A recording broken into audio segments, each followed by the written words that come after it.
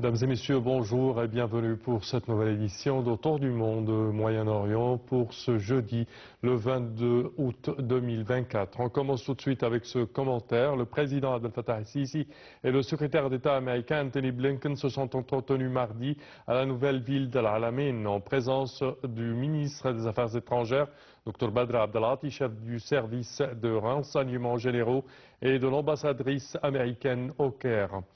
La rencontre s'agit de l'examen de la sécurité et de la stabilité dans la région. Pour plus de détails, voici un commentaire signé Salih Ahmed et Eshel. Fattah el-Sisi et le secrétaire d'État américain Anthony Blinken se sont entretenus mardi à la nouvelle ville d'Al Alamein.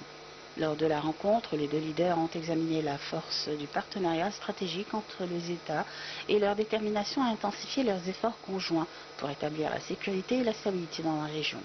Ils ont également examiné les efforts de médiation conjoints Égypte, États-Unis et Qatar pour un cessez-le-feu à Gaza et l'échange des détenus.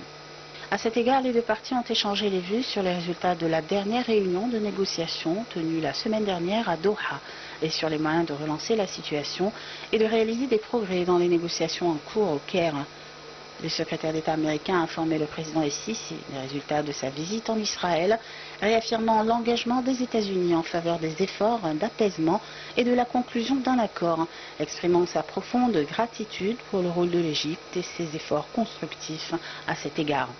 Pour sa part, le président el-Sisi a souligné qu'il était temps de mettre fin à la guerre en cours et de faire appel à la raison et à la sagesse, en privilégiant le langage de la paix et de la diplomatie, mettant l'accent sur le danger de l'escalade du conflit au niveau régional, dont les conséquences seront difficiles à prévoir. De même, le président el-Sisi a affirmé que la cessation de l'effusion de sang doit être la priorité absolue de toutes les parties, ainsi que le cessez-le-feu à Gaza devait être le début de la reconnaissance internationale de l'État palestinien et de la mise en œuvre de la solution des deux États, étant le garant fondamental de la stabilité de la région.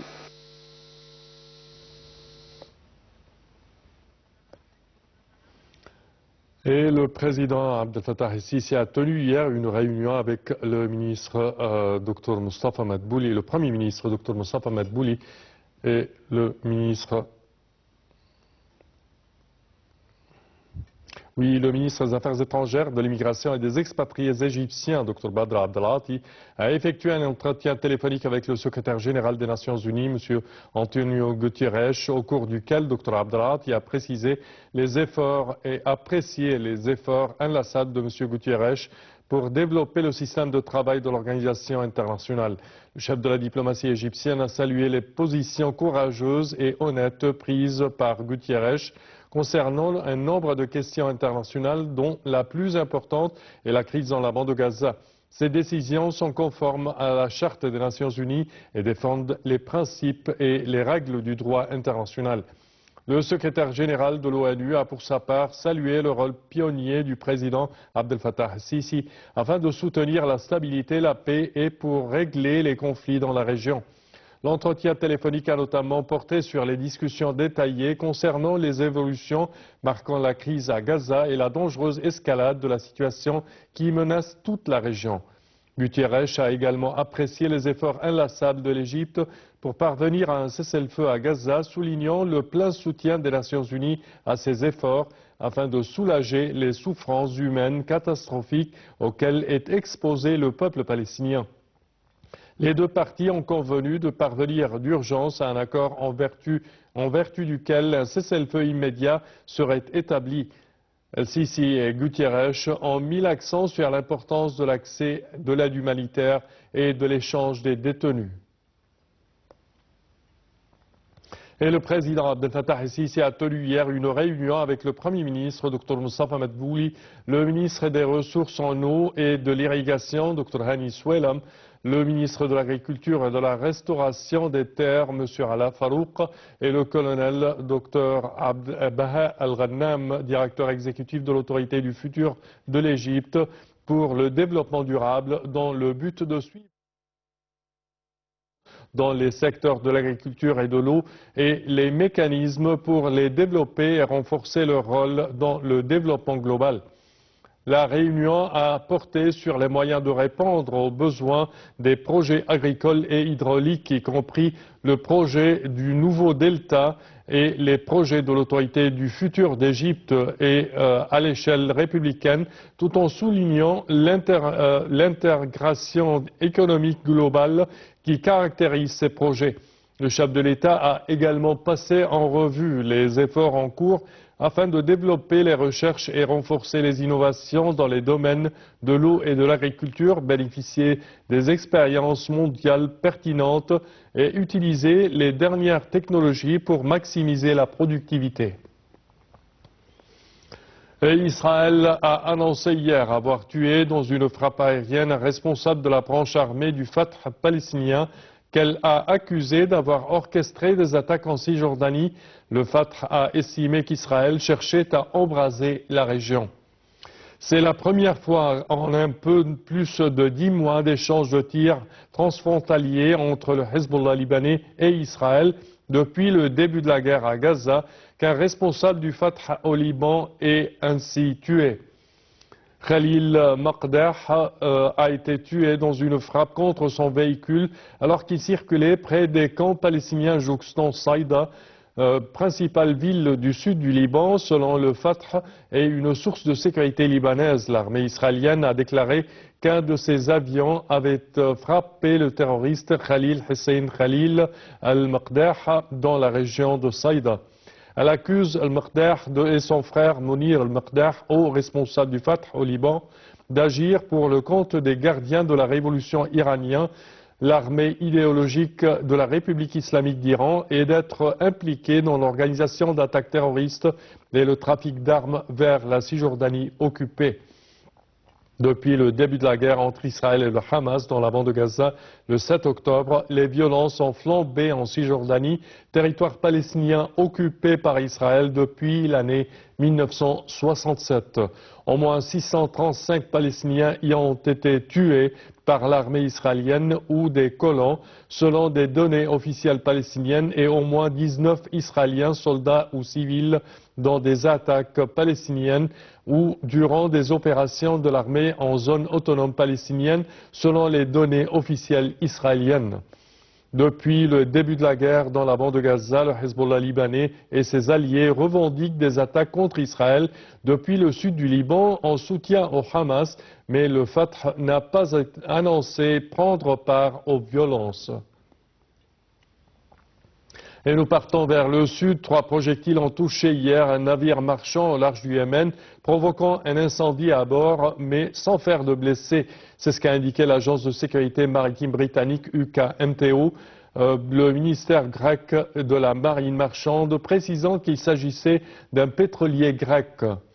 Le navire a été touché par 2 projectiles non identifiés avant d'être atteint par un 3e à l'ouest du port de Hodeïda, dans l'ouest du Yémen. Selon l'UKMT, l'attaque n'avait pas fait de victimes. Je cite, « Il y a un incendie à bord et le navire a perdu sa force de propulsion, ce qui le rend impossible à manœuvrer », c'est ce qu'a précisé l'agence. Selon un communiqué du ministère grec de la marine marchande, il s'agit du pétrolier Sounian, battant pavillon grec et qui compte à son bord 25 membres d'équipage, 2 Russes et 23 filles, tous en bonne santé.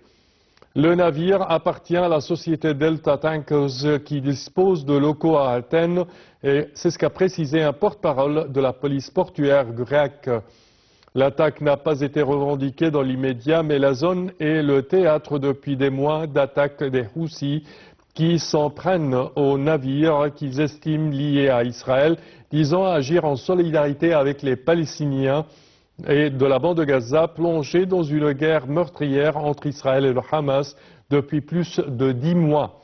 Le ministre grec de la marine marchande, Christos Stylianidis, a condamné l'attaque, la qualifiant de violation flagrante du droit international et de grave menace pour la sécurité de la navigation internationale. Et les cas de malnutrition ont fortement augmenté dans les régions du Yémen contrôlées par le gouvernement avec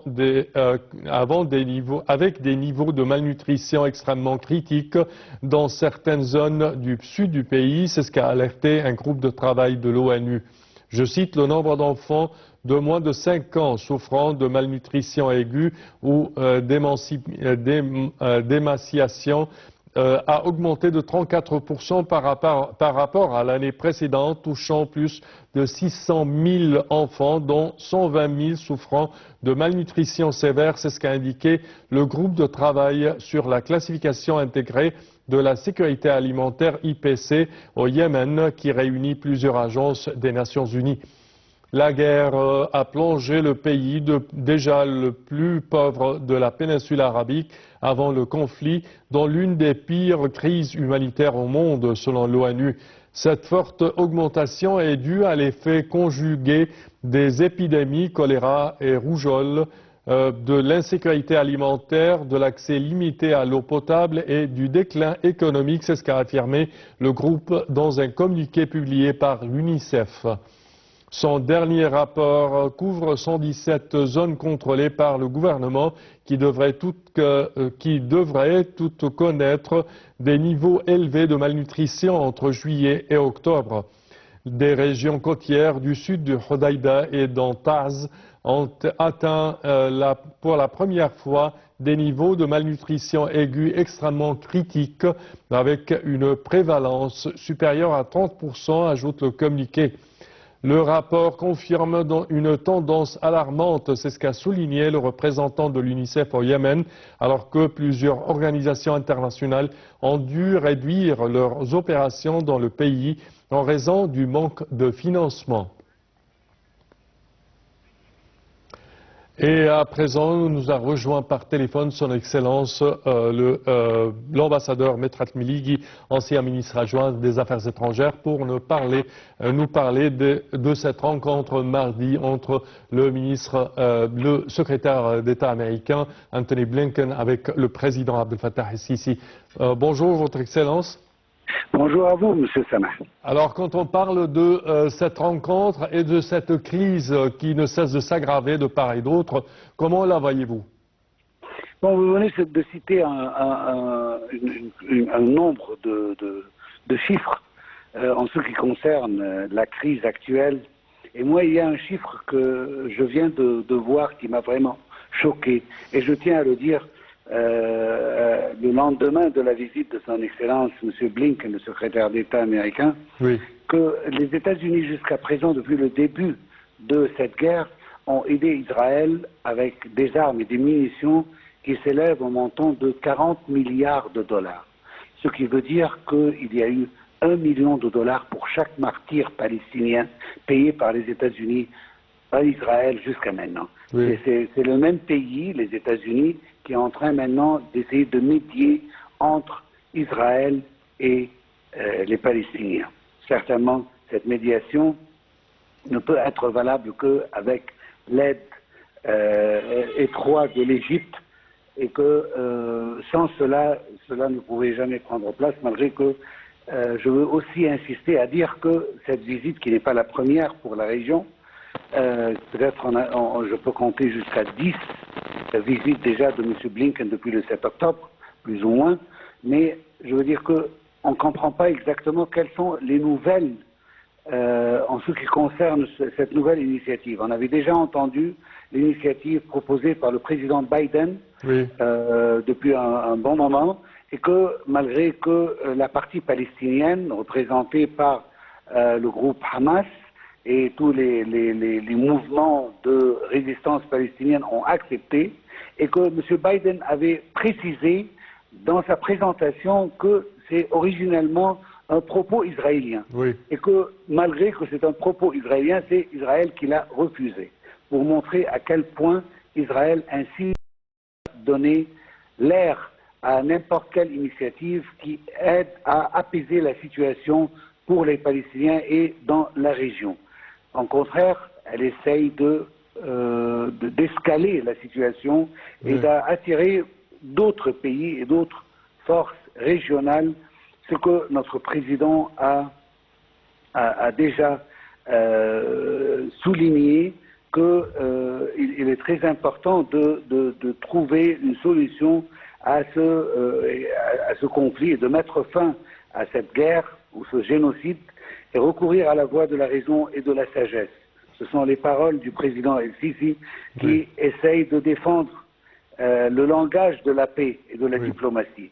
Oui, ça. Alors, cette visite, est-ce qu'il y a une nouvelle proposition? On ne le sait pas. Aucun des partis inclus n'a parlé d'une nouvelle initiative ou d'une ancienne initiative qu'on est en train de revivre. On ne sait pas exactement la différence entre cette initiative et ceux qui l'ont précédée. Mais on espère qu'avec l'engagement sérieux américain, cette fois, à mettre fin à ce génocide, que peut-être cette fois, Israël va entendre la voix de la raison et d'arrêter ce conflit qui est en train de menacer de s'élargir à l'échelle régionale. On espère que les conséquences qu'on attend, catastrophiques qu'on attend, vont se limiter à ce point. Espérons, Monsieur l'ambassadeur Medhat El-Meliki, je tiens à vous remercier de vos explications. Merci à vous. Je répète que vous êtes ancien ministre adjoint aux Affaires étrangères. Et chers téléspectateurs, c'est ainsi que prend fin notre édition d'aujourd'hui. Je vous remercie de votre attention et je vous donne rendez-vous la semaine prochaine à la même heure. Au revoir.